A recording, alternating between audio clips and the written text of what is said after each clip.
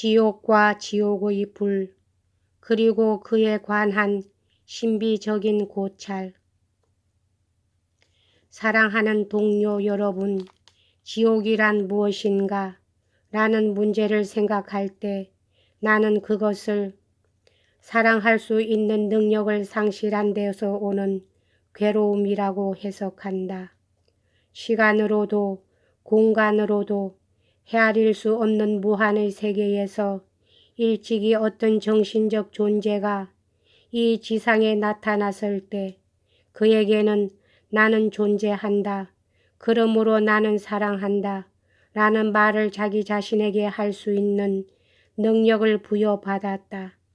그는 행동적인 생명 있는 사랑의 순간을 꼭 한 번 부여받았는데 그것이 바로 지상에서의 생활이다. 그와 동시에 그에는 시간과 기한이 주어졌다. 그런데 이 행복한 존재는 더없이 귀중한 하느님의 그 선물을 거부하여 존중하지도 않고 사랑하지도 않고 조소의 눈초리로 바라보며 끝내 아무런 감동도 느끼지 않았던 것이다. 이러한 인간이라도 일단 이 지상을 떠나면 부자와 나사로에 관한 비유에서 제시된 바와 같이 아브라함의 가슴도 보게 될 것이고 아브라함과 이야기도 할 것이며 또 천국도 볼 수 있고 하느님 앞으로 나아갈 수도 있을 것이다. 그러나 일찍이 누구도 사랑해 본 적이 없는 자가 하느님 앞으로 나아가서 자기가 남들의 사랑을 멸시하고 있는 동안 사랑을 실천해 온 사람들과 가까이 한다는 것은 그 자체가 커다란 고통이 아닐 수 없다. 왜냐하면 그는 그때야 비로소 눈을 뜨고 마음속으로 이렇게 사랑할 것이기 때문이다. 이제야 알겠군. 그러나 이제 와서 내가 아무리 사랑하기를 원한다 해도 나의 지상에서의 생활은 이미 끝나 버렸기 때문에 나의 사랑에는 아무런 위대한 것도 희생도 없다. 지금 내 가슴에는 지상에서 내가 경멸했던 정신적인 사랑의 갈망이 불길처럼 타오르고 있지만 아브라함은 그것을 끄기 위한 생명수, 즉 이전의 활동적인 지상생활의 선물을 단 한 방울도 가져다 주지 않는다. 이제 내게는 지상에서의 생활도 없고 그것을 위한 시간도 없는 것이다. 비록 내가 지금 남을 위하여 내 목숨이라도 기꺼이 바칠 각오가 되어 있더라도 그것은 이제 불가능한 일이다. 사랑을 위해 희생할 수 있던 생활은 이미 지나가고 그 생활과 이곳에서의 생활 사이에는 이제 무한히 깊은 심연이 가로놓여 있기 때문이다. 흔히 지옥의 불은 물질적인 것이라고 사람들은 말한다. 나는 이러한 신비를 파고들 생각도 않거니와 파고든다는 것은 무서운 일이기도 하다.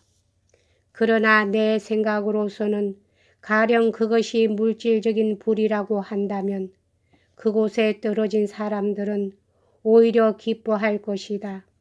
왜냐하면 물질적인 고통으로 인하여 순간적이나마 더 큰 정신적 고통을 잊을 수 있을 것이기 때문이다.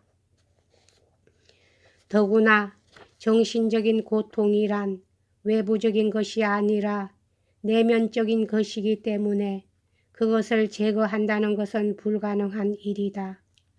그리고 서로 그것을 제거해 버릴 수 있다 하더라도 그로 인하여 사람들은 한층 더 불행에 빠질 것이다.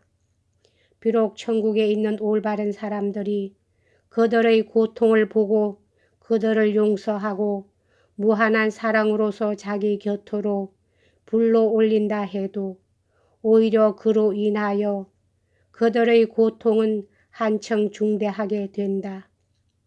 왜냐하면 그들의 마음속에 그 호의에 보답하기 위한 능동적인 사랑을 갈망하는 불길이 더욱 뜨겁게 타오를 것이기 때문이다. 그러나 그것은 이미 불가능한 일이 아닌가. 그렇지만 나는 마음속으로 그것이 불가능하다는 자각 그 자체야말로 마침내는 그 고통을 얼마간 들어주는 데 도움이 되지 않을까 하고 생각한다. 그 이유는 보답할 가능성이 없는 올바른 사람들의 사랑을 받아들일 때 이 온순하고 겸허한 행위 속에서 자기가 지상에서 멸시했던 능동적인 사랑의 일면을 발견할 수 있을 것이기 때문이다. 여러분, 나는 이것을 좀 더 명확히 설명할 수 없는 것을 유감스럽게 생각한다. 그러나 지상에서 자기의 목숨을 스스로 끊는 자들이야말로 불쌍한 인간들이다. 나는 그들보다 불행한 자는 없다고 생각한다. 그들을 위해 하느님께 기도하는 것은 죄악이라고들 하고 있다. 그리고 교회도 역시 표면적으로는 등을 돌리고 있는 형편이지만 나는 마음속으로 그들을 위해서 기도를 드려도 무방할 것이라고 생각하고 있다. 그리스도께서도 이러한 사랑을 결코 물리치시지 않을 것이다. 지금 고백하거니와 나는 평생을 그런 사람들을 위해 기도를 드려왔고 지금도 매일 기도를 드리고 있다. 아, 그러나 지옥 속에는 교만하고 사나운 태도를 끝내 버리지 않는 자들도 있다. 부정할 수 없는 진리를 확실히 알고 또 인식하였음에도 불구하고 사탄의 교만한 정신에 완전히 몸을 내맡긴 무서운 인간들도 있는 것이다. 이런 인간들에게 있어서는 지옥은 그들 자신의 의지로 만들어진 것이지만 그들에게는 만족이 없다. 그들은 자발적인 순환자들이다. 그것은 그들이 자기 자신을 저주하고 하느님과 삶을 저주하였기 때문이다. 예를 들면 사막에서 굶주린 자가 자기 몸의 피를 빨아먹기 시작하는 것과 마찬가지로 그들은 악의에 찬 자기의 교만을 먹고 사는 것이다.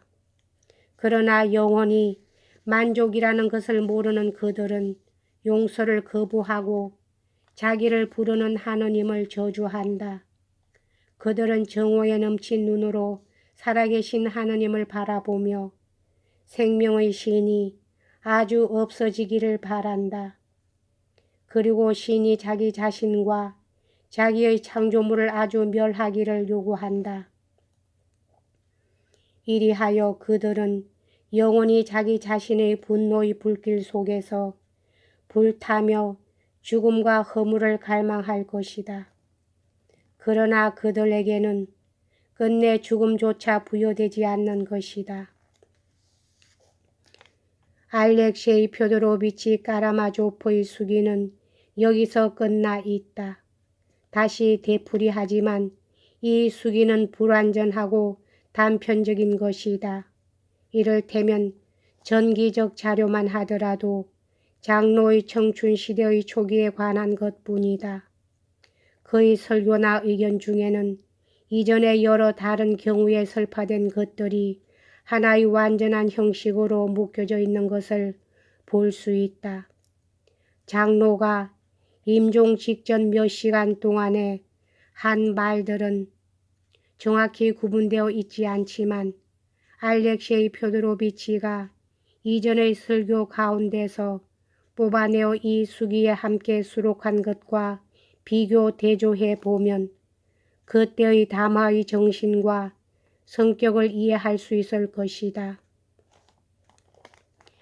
장로의 임종은 그야말로 갑작스런 일이었다.